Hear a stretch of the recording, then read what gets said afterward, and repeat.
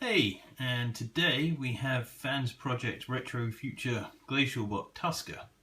Let's have a look at the box to start off with. You can see the box is a lot bigger than the other ones, but then he's a lot bigger bot anyway.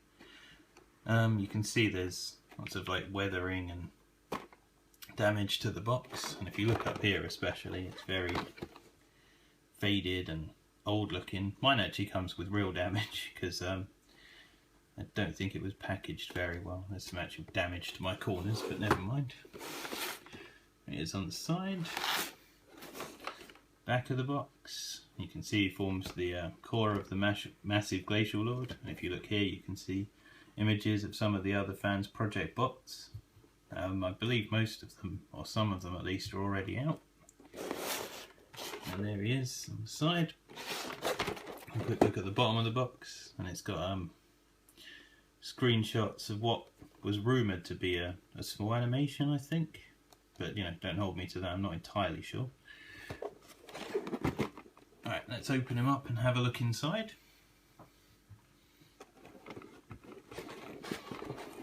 Nope.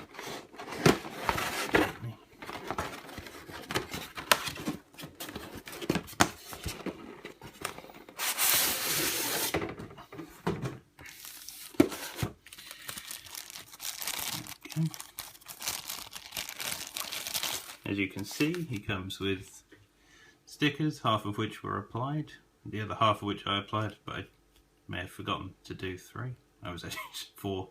I was really excited to get this guy out of the box and have a look.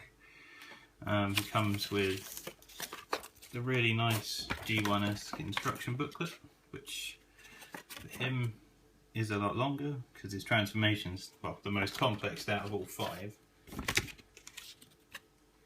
So there we go, just so you can have a quick look at that. Right, let's get him out the styrofoam and have a look. I love the fact all these guys are actually placed in styrofoam. Right, this is the back, and it also has a peg there to become a shield for later on. Here's Tusker himself. I'm really liking the faded, it looks faded orange, but it looks more salmon at the moment with the faded, and if you can see, he's got those really nice piercing eyes. Right, he has the same articulation as all the others. Let's try and get him focused a bit. There we go. He has the same articulation as the others. His arms can spin all the way around, which is always very useful. And he's got the hip joints as well. Let's put him to one side.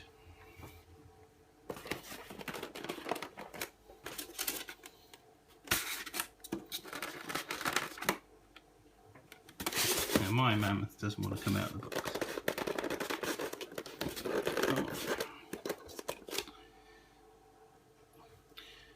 Right, after some struggling I got him out of the box, and here he is as a mammoth. And it looks really nice as a mammoth. He has posability here. Well, his legs can kind of swivel a bit. He has posability on the tusks. Tusks can go up and down, both of them. And his trunk can point downwards, which is also very handy. And you can waggle his little ears if you like. But he doesn't really have much posability in mammoth mode. Also, the shield sits on his back, and if you pull, let's get my finger in there. See, if you get your finger there and you pull this back, it leaves a slot there, so this guy can form a Beast Rider mode. The shield just clips in there. And the little guy sits in there, have his arms flailing and happy times. I'm going to zoom in and you can see him up there. Right, but let's show you his robotized fusion. Right, let's take off the beast riding robot guy, and same with all the others. You fold him in half. There you go, you can see he's got detail on his chest plate. You take the shield off the mammoth. It sits in there nice and snug. You can fold this bit back up just to cover up where the beast rider sits. And with the actual mammoth, you start by folding up the tusks like this, taking off the trunk, which is really cool. If you straighten the trunk out, it becomes like a giant double-barreled blaster or shotgun. Right, and then if you fold the arms all the way in, you see there's a tab here and a tab on the side of the head. Let's see if we can actually, just in there. Now mine's a bit tricky. There we go. Do the same the other side. So you're left with this. And then you take this whole assembly, lift it up. That's nice and stiff. Like that. And then the legs are actually the belly. So you can extend the legs down and round. So you're left with this. If you get your fingers in here, there's these, and you pull the feet down. Like that. And then he'll stand like that. Right, and then what you do is you pull down the arms that are on these nice tight ratchets here.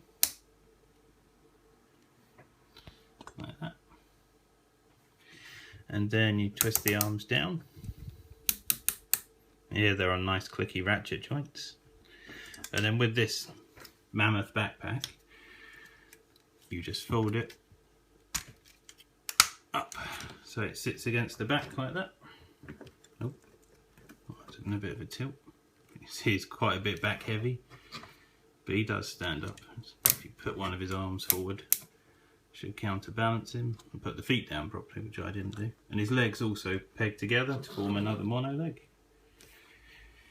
And then you take the core robot, or headmaster, or whatever you want to call him, plug him in, and then you pull up this, which makes Tusker's face. And then you can give him his giant blaster or shotgun, which I'll put in his hand. There we go. Right, so here's Tusker. He has knee joints, well, a knee joint. He also has hip joints as well, so you can separate the leg and make him look like he's walking, which is kind of fun to do. He has elbow joints here, and he has shoulder joints too, which are on a nice clicky ratchet, so they're nice and solid. Some of the details about this guy I really like is he looks like he could do a massive kind of rocket fist punch with the rocket launchers mounted inside his fist. He does have a really big backpack, but it actually looks quite cool. You could have these arms upwards or downwards, however you like to display them. And if you notice, he's got the peg holes here. And if you take his back from the mammoth, pull the peg down, you can peg this into here, sort of. There we go. It's nice and tight, but you can have it that way, or you can take it back because it doesn't have much clearance. Let's put it in again like that. So he's got a big shield. Right, and as it's easier from here we'll transform him into the main body of Glacial Lord. Right, let's transform him to his giant core of Glacial Lord. We take off the shield. for now. Take off the gun, which is nice and tightly pegged in there. Right, this gun combines with Tail Cub's club and Fangro's tail to form Glacial Lord's huge blaster. And hopefully I'll have the others soon to show that off. Right, so to transform him to core, we turn this round like this. So that's like that. And if you see here, you can pull this whole section up where the tusks are, and you twist it forward like that. If you fold the face round, you see that face goes and sits over there, and then you can pull the tusks forward. And there you have Glacial Lord's face with those really big green piercing eyes. If you look up here, just turn it back a little bit, you'll see there's two fists, which if you can get purchase on to pull them out. Right, after some struggle I got the fists out, but there's a left and a right fist which are stored in there nicely.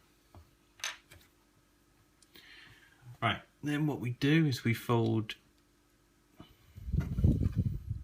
if it will let me, these forward. So they sit there like giant rocket launchers on him. And then we do the same with the elbows. We fold those up. So he has another couple, like so. And then we do the legs. So you fold these bits up. Put it up there a bit so you can see better. Separate them. Like that. Ah yeah, I found it's easier to separate that, because you have to twist these round like this. There we go. Actually, I'm going to put these out of the way. I'm kind of new to this transformation, so there we go, like that. And then if we put these back down, it won't be in the way. And then you take the chest piece, which should fit nice and snugly into there. And here we have the core. I have Razor Spike coming soon, and then hopefully I'll have Mega Zero, and then I will be able to combine them all to show you Glacial Lord. But this is as far as we've got so far. Anyway, thanks for watching. If you enjoyed the video, please subscribe. Thank you, goodbye.